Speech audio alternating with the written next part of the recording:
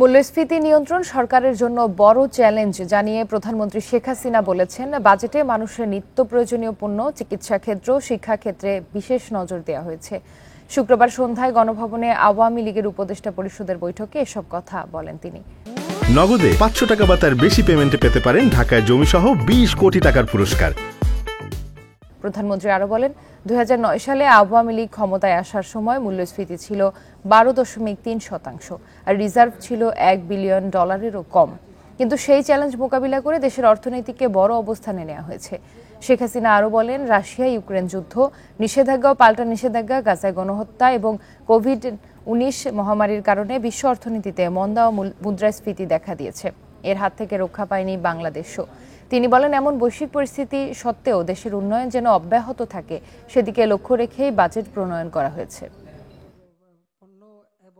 বিশ্বব্যাপী একটা অর্থনৈতিক মন্দাভাব, স্থবিরতা, মুদ্রাস্ফীতি বেশি, বাংলাদেশও তার থেকে পিছিয়ে আছে, মানে রেহাই পায়নি। বাংলাদেশের একই অবস্থা।